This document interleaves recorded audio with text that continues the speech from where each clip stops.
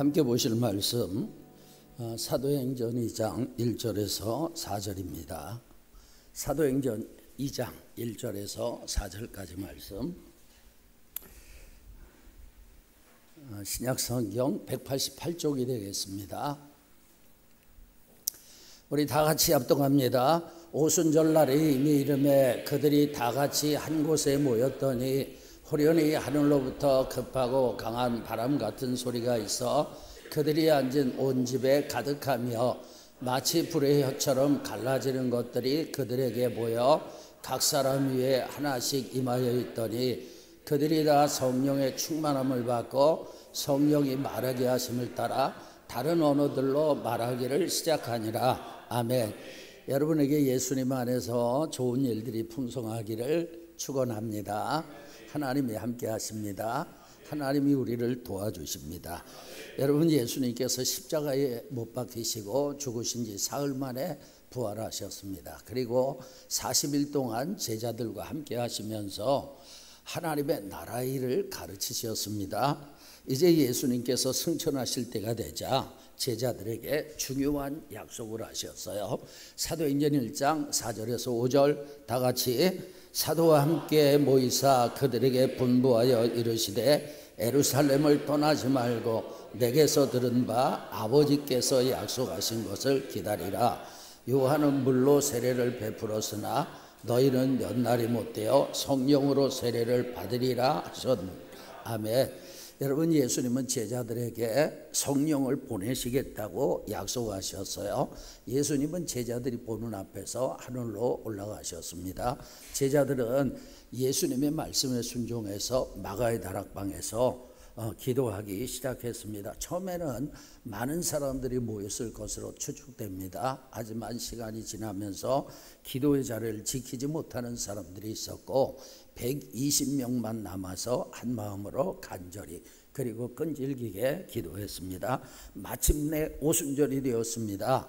제자들이 마가의 다락방에 함께 모였습니다. 그런데 갑자기 하늘에서 급하고 강한 바람 같은 소리가 있더니 온 집에 가득했습니다. 그리고 불의 혀같이 갈라지는 것들이 마치 여러분 촛불에 불이 붙은 것처럼 각 사람 머리 위에 하나씩 있었습니다. 그리고 다른 언어들로 하나님의 큰일에 대해서 말하기를 시작을 했습니다.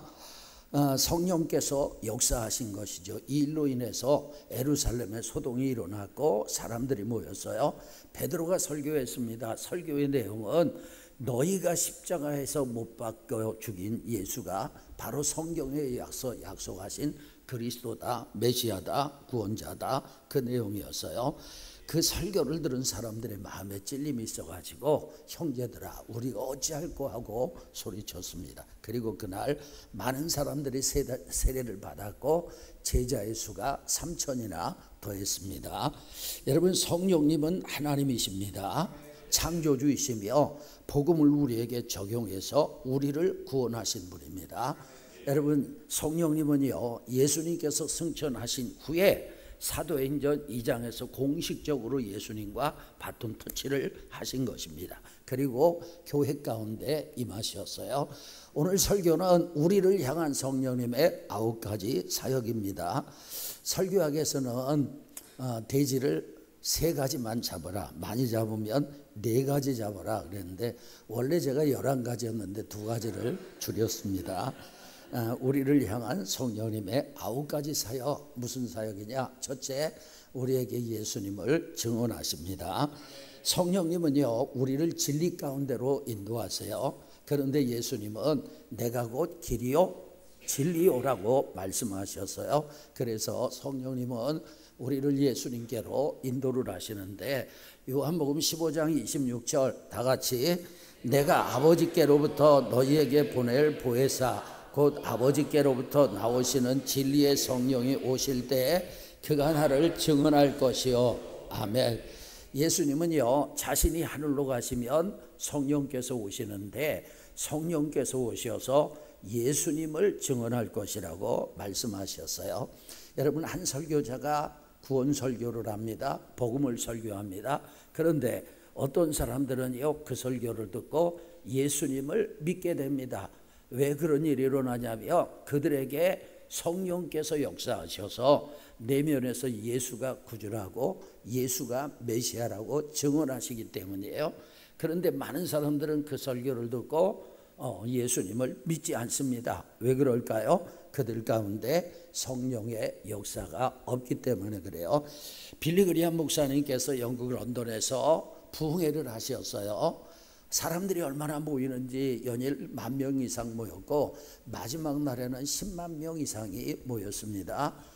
그 영국에서 목회를 하시는 목사님 사모님도 많은 사람들이 모이니까 유명한 분이 오셨으니까 은혜 받기 위해서 그 예배에 참석을 하셔서 뒷자리에 앉으셨어요.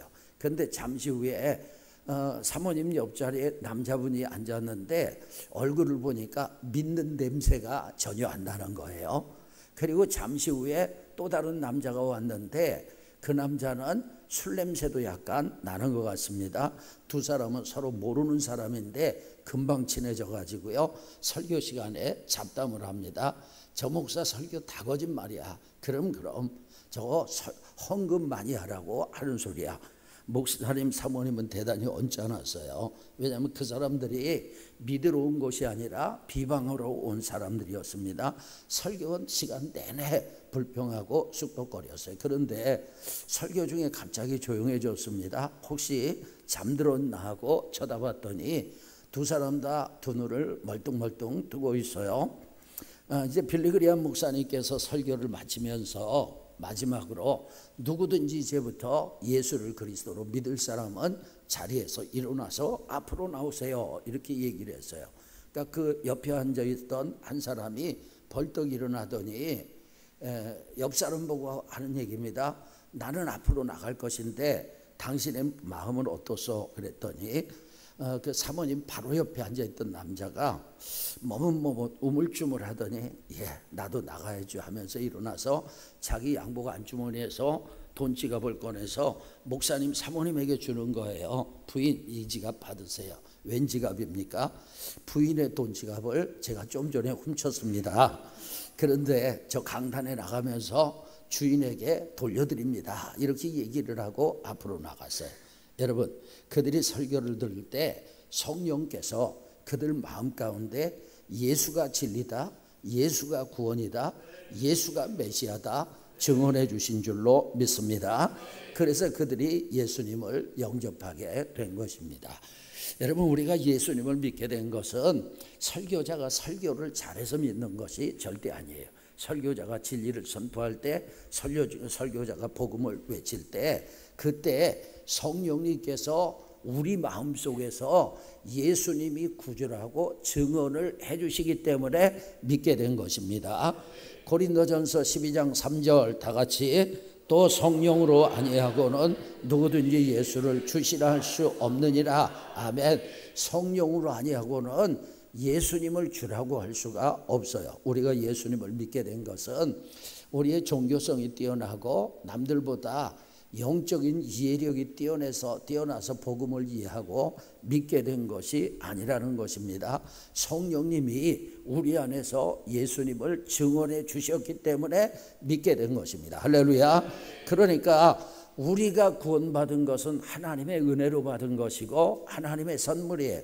우리는 우리 자신을 자랑할 것도 없고 하나님 앞에 겸손해야 합니다. 하나님이 우리를 선택하셔서 성령께서 우리의 마음을 감동하시고 믿게 해주신 것입니다. 할렐루야. 그래서 제가 실버 예배를 드리는 어르신들에게 교회는 아무나 오는 것이 아닙니다. 예수는 아무나 믿는 것이 아닙니다. 이런 얘기를 합니다. 두 번째, 우리 안에 내주하십니다. 여러분 예수님을 믿는 사람들은 특별한 존재예요. 제가 구글 검색창에 예수님을 믿는 사람이 특별한 이유 이렇게 쳤더니 AI가 대답을 해주는데 깜짝 놀랐어요. 너무 대답을 잘해가지고요. 잠깐 소개하겠습니다. 첫째, 죄사함과 구원이래요. 여러분 이거 기독교의 핵심 아니에요? AI가 그걸 알고 있어요. 두 번째, 하나님의 자녀로서의 새로운 신분이다. 여러분 우리는 정말 이제 천국 시민권을 가졌고 하나님의 자녀로서의 신분을 얻게 됐잖아요. 세 번째, 삶의 의미와 목적을 발견하게 되었다. 여러분, 삶의 의미는 하나님의 영광, 하나님의 나라, 우리의 목적은 천국인 줄로 믿습니다. 네 번째, 고난 속에서도 소망을 잃지 않는다. 왜요? 하나님이 함께 하시고 힘을 주시니까, 또 영원한 천국이 있으니까 고난 중에도 소망을 잃지 않는 거예요. 마지막으로 사랑과 봉사의 삶을 실천한다. 삶이 변화되는 거죠. 그래서 사랑하며 살며 봉사하며 사는 거예요. 참 좋은 대답입니다. 그런데 좀 아쉬운 것이 있었어요. 두 가지만 말하면 하나는 영원한 천국에 들어간다는 것이고, 할렐루야, 예수 믿으면 천국 갑니다. 또 하나는 성령님의 내주예요. 그래서 우리 그리스도인은 특별한 거예요. 고린도전서 3장 16절 다 같이 읽습니다.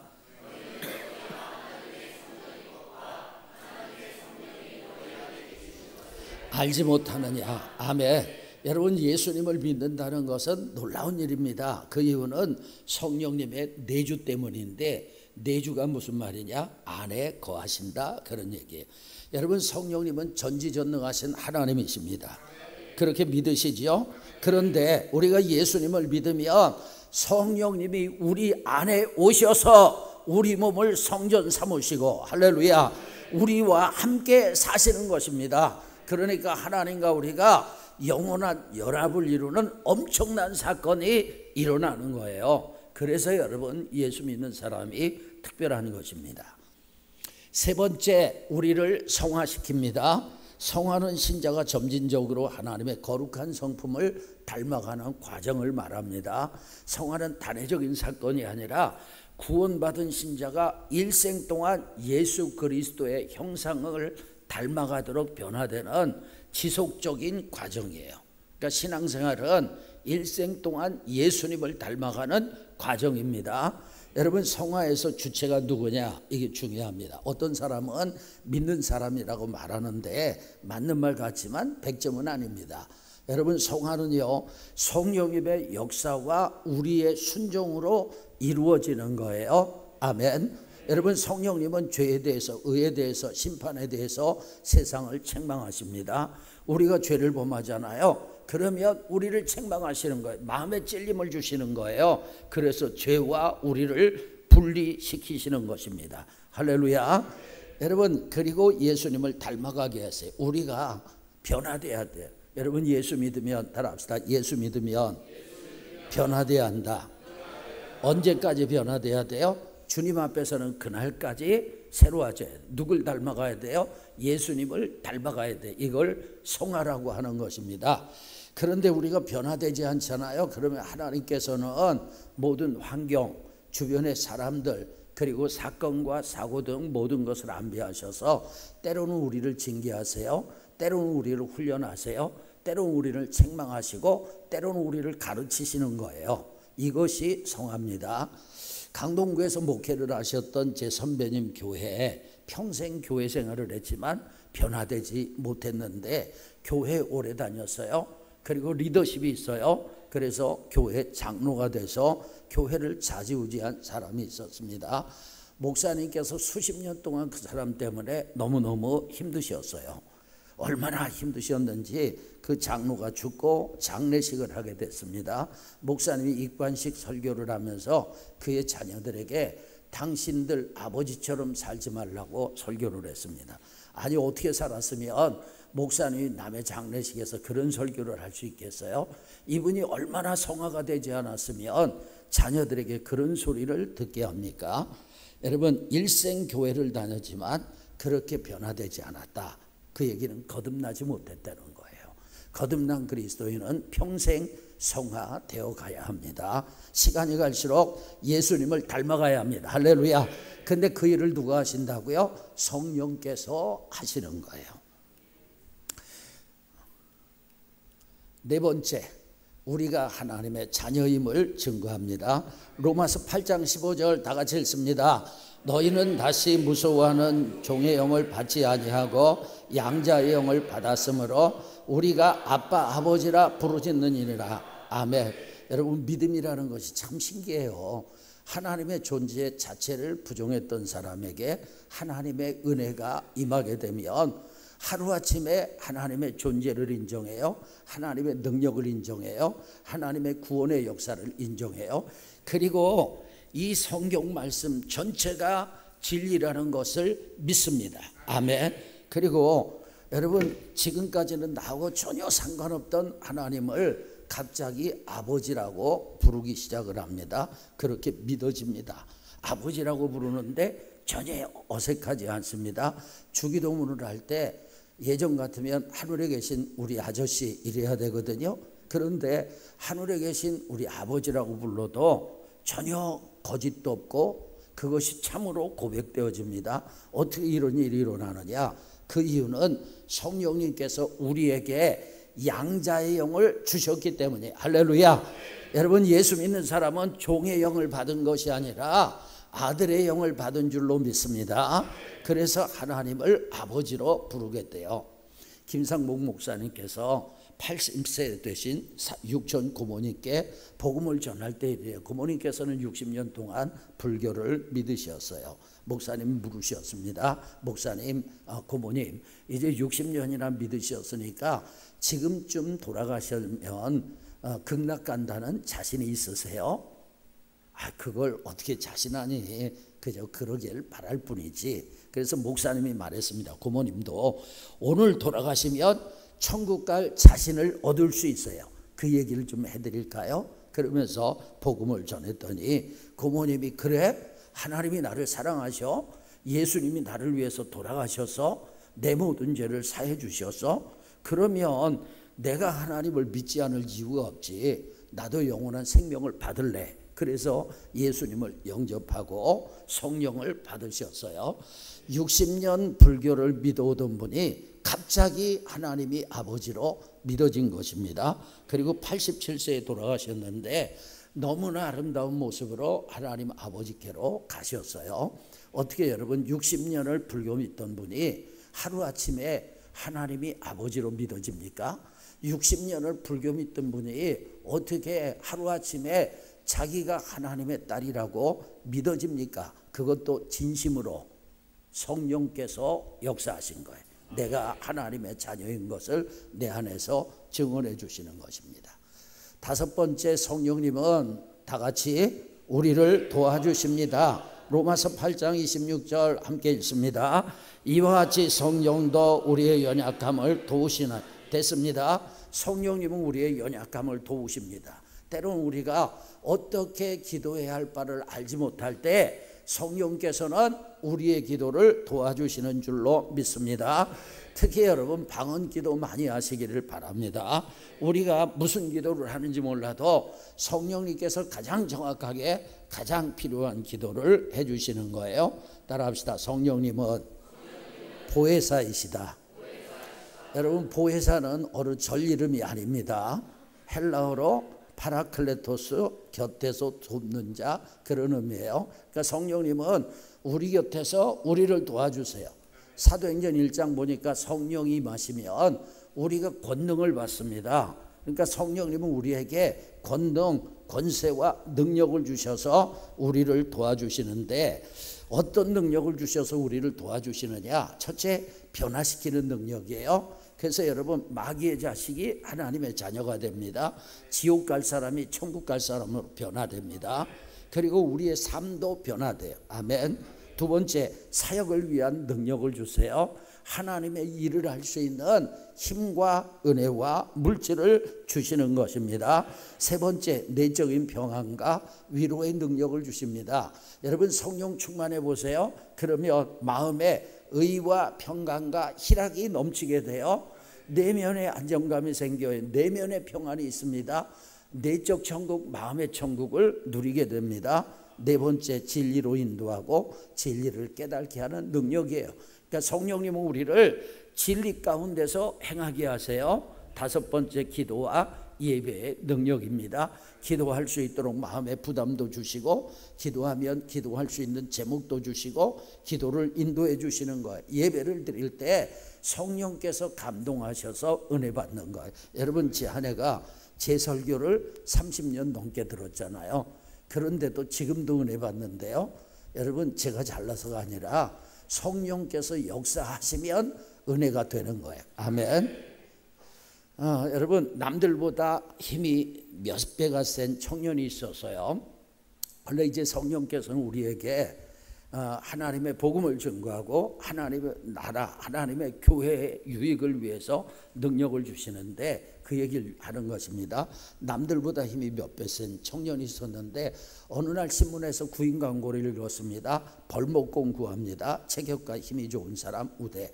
다음 날 면접을 보러 간 청년은 압도적인 성적으로 입사 테스트에서 1등을 했어요. 그래서 청년은 베테랑 벌목공보다 많은 보수를 받으며 일을 시작했어요.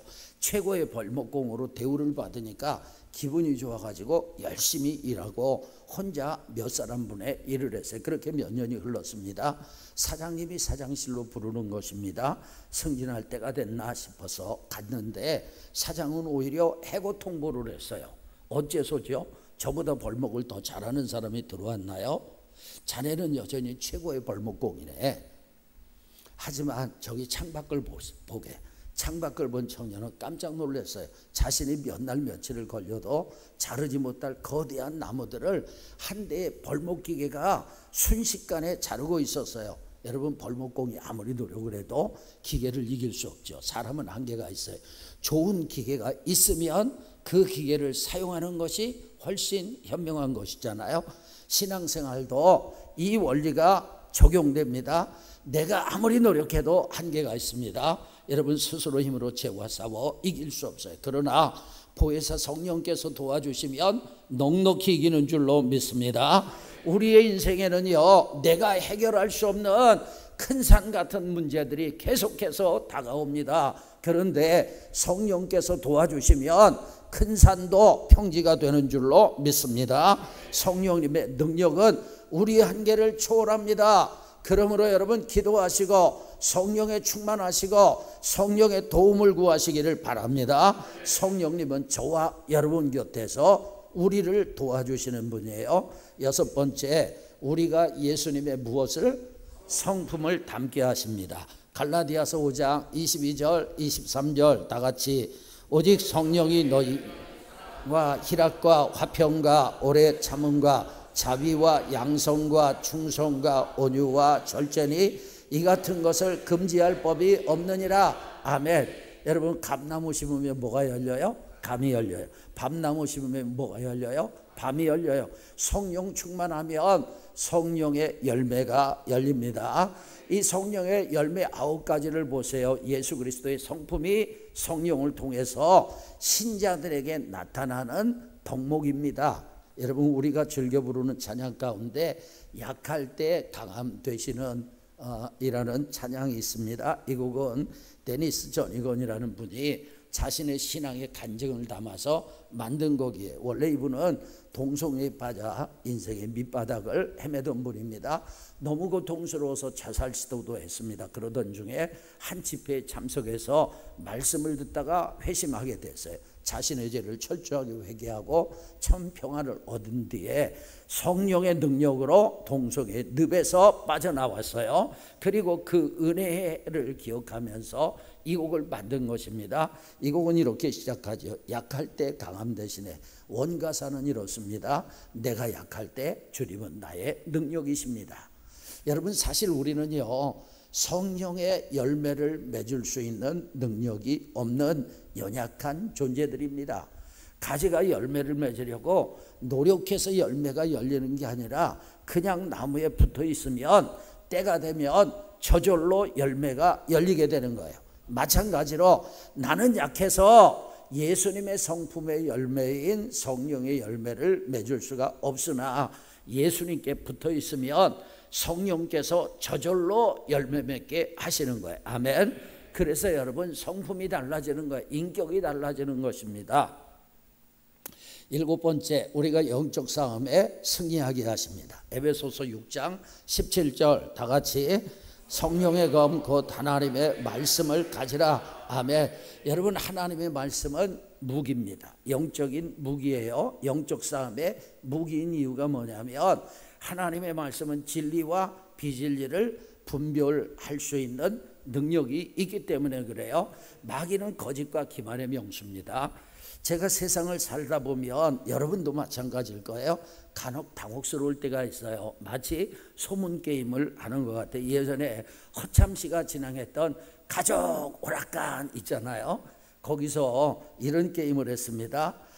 첫 번째 사람이 어떤 문장을 다음 사람에게 귓속말로 전달을 해요. 그럼 전달받은 사람이 또 다른 사람에게 전달을 해요. 이 과정을 반복해서 마지막 사람까지 전달합니다. 마지막 사람은 전달받은 내용을 소리내서 말하고 첫 번째 사람이 처음에 말했던 내용과 비교해서 일치하는지 확인합니다. 그런데 많은 경우 처음에 했던 말과 다른 내용으로 둔갑한 경우가 많습니다. 제가 보니까 신앙생활을 하면서 교회 생활을 하면서 또 사회생활을 하면서도 이런 일들이 많은 것 같습니다. 제가 누군가와 대화를 했어요.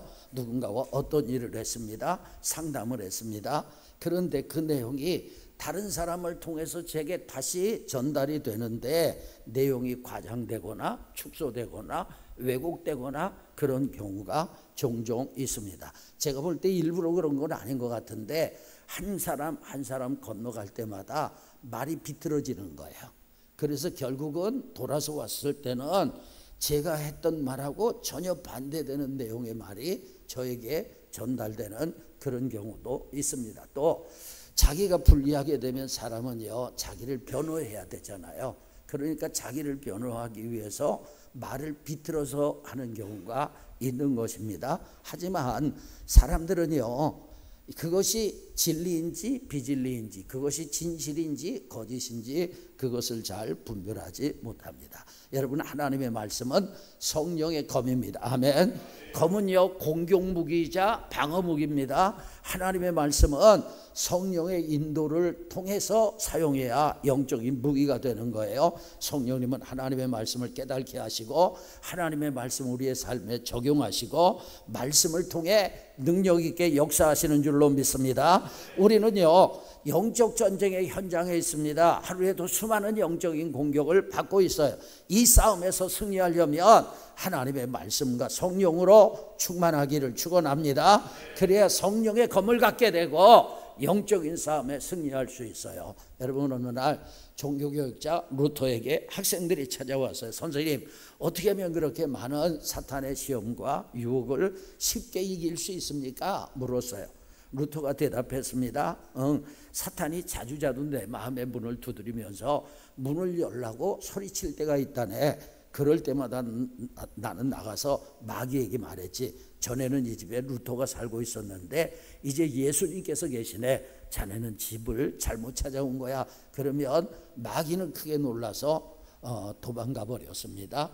제가 읽었던 글에는 대경실색했다 그랬는데 깜짝 놀랐다는 거예요. 크게 놀랐다. 저는 이 글에서 루터의 영적인 내공을 느꼈어요. 마귀의 공격이 있을 때 이런 여유로움이 그냥 나오는 것이 아닙니다. 하나님의 말씀과 성령으로 충만한 사람이 가질 수 있는 영적인 내공입니다. 하나님의 말씀과 성령으로 충만해야 영적인 내공이 생기고 승리합니다. 승리하는 저와 여러분 되기를 축원합니다. 성령님은 영적인 싸움에 승리하게 하세요. 여덟 번째 따라합시다. 우리를 인도하십니다. 여러분 원형보행이라고 들어보셨습니까? 사람이 길을 잃었어요. 그런데 직선으로 간다고 가는데 제자리에서 맴도는 것입니다. 이런 현상은 등산객이 안개 속에서 길을 잃었거나 사막에서 조난당했을 때 또 서론이나 아니면 저 아마존 숲속 이런 데서 길을 잃었을 때 방향을 잃었을 때 흔히 발생합니다. 여러분은 무슨 일을 하든지 올바른 선택을 하시고 승리하는 길, 잘 되는 길을 가기를 예수님의 이름으로 축원합니다. 그러려면 성령의 인도를 받아야 돼요.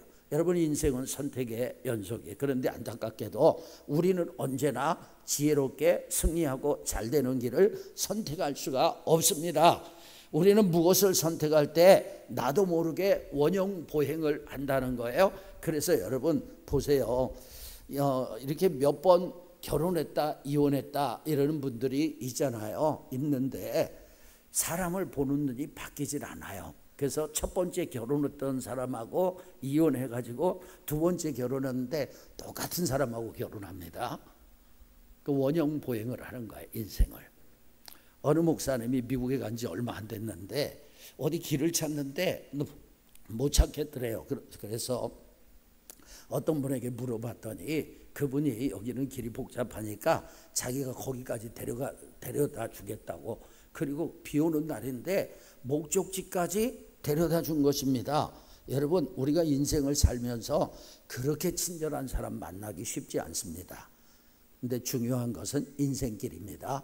정말 인생길에서 여러분 그 사람처럼 친절한 안내자를 만날 수 있다면 얼마나 좋겠습니까? 그런데 친절하면서 능력 있는 안내자가 있습니다. 성령이십니다. 아멘. 로마서 8장 28절 다 같이, 무릇 하나님의 영으로 인도함을 받는 사람은 곧 하나님의 아들이라. 아멘. 성령님은요, 하나님의 자녀를 천국으로 인도하십니다.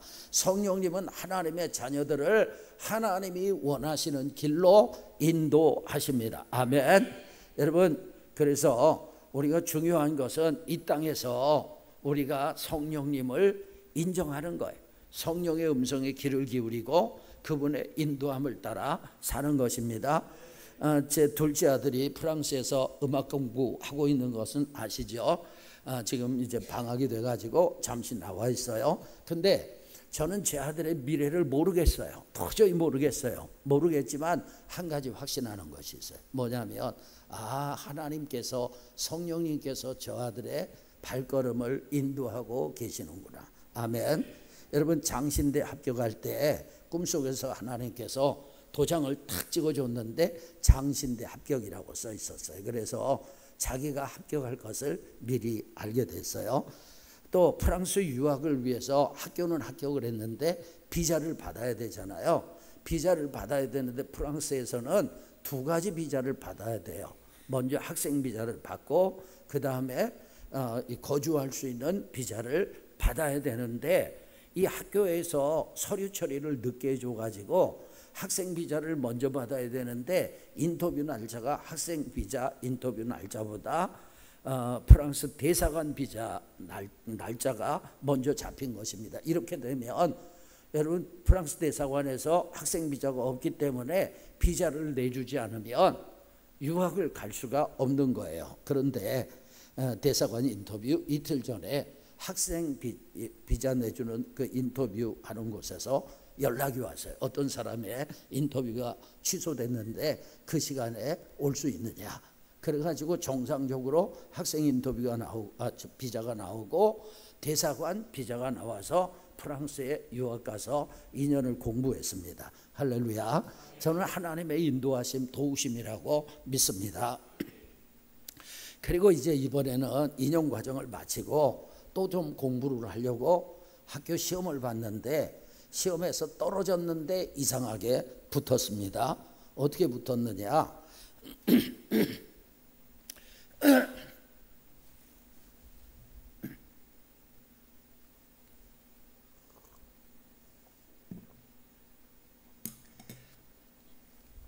아마도 비리 방지를 위해서 그런 것 같은데 우리나라도 그런지 모르겠는데 시험 감독들을 다른 학교 교수들이 랜덤으로 이렇게 들어가게 된다는 거예요. 근데 아들이 시험을 본 학교에서 떨어졌는데 감독으로 온 다른 학교 교수가 우리 학교에 와서 나와 함께 마스터 과정을 공부하자 이렇게 해가지고 지금 합격이 됐습니다.